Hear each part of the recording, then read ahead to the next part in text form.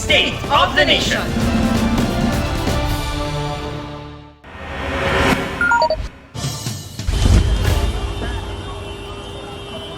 Nilamon ng apoy ang pickup na yan sa Baaw, Camarines Sur. Ayon sa Bureau of Fire Protection, nasagasaan ng pickup ang isang lalaki at saka nabangga ang nakaparadang motorsiklo at tricycle. Nakaladkad nito ang isang motorsiklo kaya tumagas ang gasolina at nagkasunog. Sumalpok pa ang pickup sa isang poste kaya nawalan ng kuryente ang 5 bahay. Nasawi ang nasagasa ang lalaki habang nakaligtas ang pickup driver. Walang deadline ang pagpasa ng resolusyon na layong amyendahan ng ilang economic provisions sa saligang batas. Sinabi yan ni Senate President Juan Miguel Zubiri sa pagsisimula ng Senado sa pagtalakay sa resolution of both houses number 6. May report si Mav Gonzalez. Hindi kailangang madaliin dahil walang dapat habuling timeline. Yan ang iginiit ni Senate President Mig Zubiri sa pagsisimula ng Senado sa pagtalakay ng Resolution of both Houses number 6 na layong amyendahan ng ilang economic provisions ng saligang batas. We will not be falling into a trap on any deadline. It cannot be rushed like any regular bill that is just approved without thinking.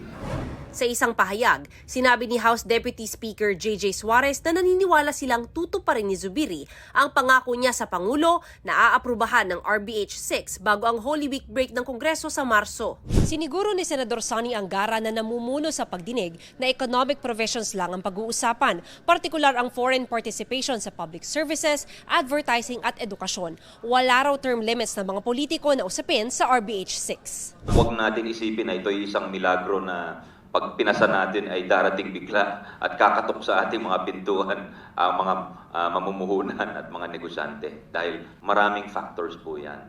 Pero kailangan ba talagang luwagan ang economic restrictions ng konstitusyon? Hati rito ang ilan sa mga bumalangkas ng 1987 Constitution. I'm in favor of removing some, if not all, of the restrictive economic provisions. Economic policy should be flexible to meet changing times in the economy. There is absolutely no mention of any charter change in the Philippine Development Fund 2023 to 2028. Amendments to or revision of the Constitution at this time would be a lethal experiment, a fatal leap, a plunge to death, a leap to hell. It will be a cha-cha dance to the grave or to hell. Sabi ng economic think tank na Ibon Foundation, isa na sa pinakamaluwagang Pilipinas sa Southeast Asia pagdating sa foreign investments. We have much more foreign investment but much less development because the problem is not lack of foreign investment, the problem is a lack of vision for industrial development. Ganito rin ang katwiran ng grupong Buhay ang EDSA Network Campaign. Yung pag-attract natin ng foreign investors, hindi problema ng konstitusyon yan. Problema ng pagkukulang natin sa batas at kumpiyansa nila sa ating sistema ng hustisya. Tutol sa pag-amyenda ng 1987 Constitution, ang isa pang grupong layon din daw na panatilihing buhay sa alaala ang 1986 EDSA People Power Revolution. Nagtakda ang konstitusyon ng mga taning sa panunungkulan ng mga politiko upang hindi sila magtagal sa kapangyarihan at pigilin ang pag-iral ng mga dinastiya. Bukod sa economic provisions, tatalakayin na rin ng Senado ang paglilinaw tungkol sa pagboto ng Senado at Kamara sa pag-amyenda ng konstitusyon. Naghahain ng resolution of both houses number 7 si Senator Robin Padilla para mailagay sa saligang batas ang hiwalay na botohan ng dalawang kapulungan. Mav Gonzalez nagbabalita para sa GMA Integrated News. Mas hinigpitan pa ang seguridad sa batasang pambansa matapos umanong makatanggap ng banta ang ilang kongresista. Sabi ni House Secretary General Reginald Velasco, may nagbantang bobombahin ang House of Representatives. Sineseryoso raw nila ang banta kaya nag-iingat. Hindi pinangalanan ni Velasco ang mga kongresistang nakatanggap ng banta pero hindi raw kasama si House Speaker Martin Romualdez. Hindi rin daw nila tiyak kung may kinalaman sa charter change ang banta. Sa gitna nito, pinagtibay ng mga mambabatas ang House Resolution 1562 na dumedepensa kay Romualdez at sa Kamara mula sa tinawag nilang mga pag-atake at paglabag ng Senado sa interparliamentary courtesy kaugnay sa People's Initiative. Sabi ni Senador Jinggoy Estrada, wala namang pag-atake na ginagawa ang mga senador. Tanong naman ni Senate Minority Leader Coco Pimentel, bakit daw kailangan pang sabihin sa title ng bagong resolution ng Kamara na inaatake ng Senado ang Kamara? Git naman ni Senate President Zubiri, bukas siya sa pakikipag-usap sa Speaker. Iginiit ni Pangulong Bongbong Marcos na walang puwang ang paninira sa anyay Bagong Pilipinas. Sa isang bagong Pilipinas, walang puwang ang mga paninira at paghahatakang pababa. Unahin natin ang ating bayan. Magbago na tayo dahil walang bagong Pilipinas kung walang bagong Pilipino. Kabahagi ka sa paghahanda. Walang binanggit na pangalan ng Pangulo sa kanyang latest vlog.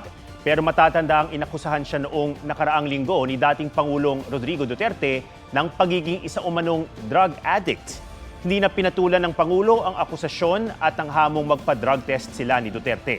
Pero sinabi ng Pangulo na baka naapektuhan lang ang dating Pangulo ng iniinom na fentanyl. Nabibili sa murang halaga ang mga tinatawag na mystery parcel o iyong mga package na hindi na ipapadala o hindi natatanggap ng original na umorder. Pero may paalala dyan ng Department of Trade and Industry. Sabi ng DTI, may tuturing na fencing ang pagbili o pagbenta ng mga mystery parcel kung walang pahintulot mula sa original na umorder. Binabantayan ng DTI ang mga nagbebenta ng umano'y mystery parcel. Git naman ang nagtitinda ng mystery parcel sa isang palengke sa Silang Cavite, walang illegal dahil in-order nila ang mga ito online para ibenta.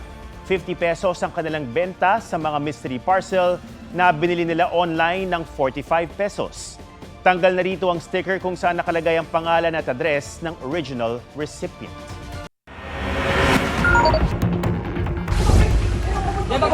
Nagkasunog sa isang karinderya sa Naga City. Kahit tulong-tulong na inapula ng crew ang sunog na nagsimula sa kusina, mabilis pa rin kumalat ang apoy dahil sa gawa ito sa light materials. Wala namang nasaktan sa sunog. Ayon sa Bureau of Fire Protection, sumingaw na LPG ang posibleng sanhi ng sunog. Naku mga kapuso, magpagas na. Ipatutupad kasi bukas ang panibagong oil price hike. 1 peso and 50 centavos ang dagdag sa kada litro ng diesel, 75 pesos sa gasolina, 80 centavos naman sa kerosene. Dahil dyan inaasahang maglalaro sa 54 hanggang mahigit 67 pesos ang kada litro ng diesel sa Metro Manila. Mahigit 57 hanggang mahigit 80 pesos naman sa gasolina. At halos 73 hanggang mahigit 84 pesos sa kerosene. Ikinulong ang film director na si Jade Castro at 3 niyang kasamahan dahil sa panununog umano ng isang motor jeepney sa Quezon Province. Sinunog ang modern jeepney ng 4 na nakabonet sa Catanawan, Quezon noong January 31. Pagkalipas ng ilang araw, inaresto sa isang resort sa bayan ng Mulanay ang grupo ni Castro. Giit ng grupo, inosente sila at nagbabakasyon lang sa resort. Wala raw warrant ang pag-aresto sa kanila. Paliwanag naman ng pulisya, natuntun sila base sa natanggap nilang impormasyon. Kapareho raw ng kanilang kotse ang sasakyang ginamit ng mga nanunog ng bus.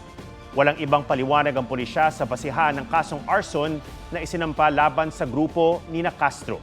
Nakakulong pa rin sila sa Catanawan Municipal Police Station.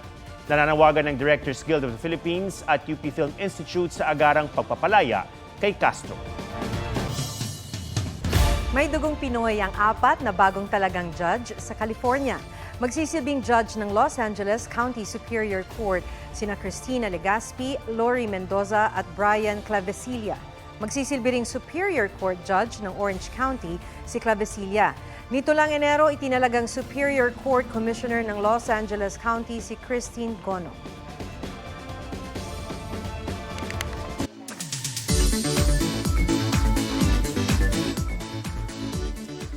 Pasyalang IG-worthy na dinarayo rin ng bikers at skaters. Yan ang Pasig River Esplanade sa Maynila na pwedeng puntahan anumang oras. G tayo dyan sa report ni Katrina Son. Ang magkaibigang Camila Asuro at Maddie Wells, Hindi lang pasyalan ang hanap, kundi lugar kung saan sila makakapag-roller skates. And they found it sa Pasig River Esplanade. Kasi po narinig namin na skate-friendly. Nung nag-skate po yung mga friends ko, hindi raw sila pinagbawalan, ganyan. So kaming mga skater, we really want spaces po na friendly for skaters. Sobrang linis actually. And yung floor is even better than some of the skating rinks. Bike at skateboard friendly rin ang lugar. Kaya pati ilang siklista, ito na ang bagong tambayan. Ito na rin ang bagong background ng ilang mahilig mag-selfie. Friendly naman po siya. Tahimik lang, kahit mataom. It looks safe to walk around. Yung Pasig River natin dati parang patay na. At nagsimula yung paglilinis. Ngayon naman po ito yung pagpapaganda naman po. Na pagpapaganda sa Pasig River na may kasamang para sa turismo natin. 24 oras nga raw na bukas ang pasyalang ito dito sa Maynila. At bukod dyan, 24 oras din na may mga nakabantay dito. Kaya naman safe daw umasyal dito kahit na gabi. Pagsapit ng gabi, agaw pansin din ang mga pailaw sa lugar, maging ang fountain na may iba't ibang kulay. Katrina Son, nagbabalita para sa GMA Integrated News.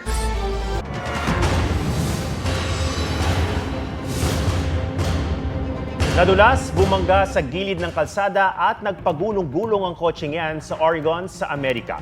Ayon sa pulisya, nawala ng kontrol ang driver dahil pudpud na ang mga gulong ng kotse nang dumaan sa basang kalsada. Ligtas naman ang driver. Yan po ang State of the Nation. Ako si Ato Maraulio para sa mas malaking misyon. Para sa mas malawak na paglilingkod sa bayan, ako si Maki Pulido. Mula sa GMA Integrated News, Ang News Authority ng Pilipino. huwag magpahuli sa mga balitang dapat ninyong malaman. Mag-subscribe sa GMA Integrated News sa YouTube. Sa mga kapuso abroad, subaybayan nyo kami sa GMA Pinoy TV at sa www.gmanews.tv.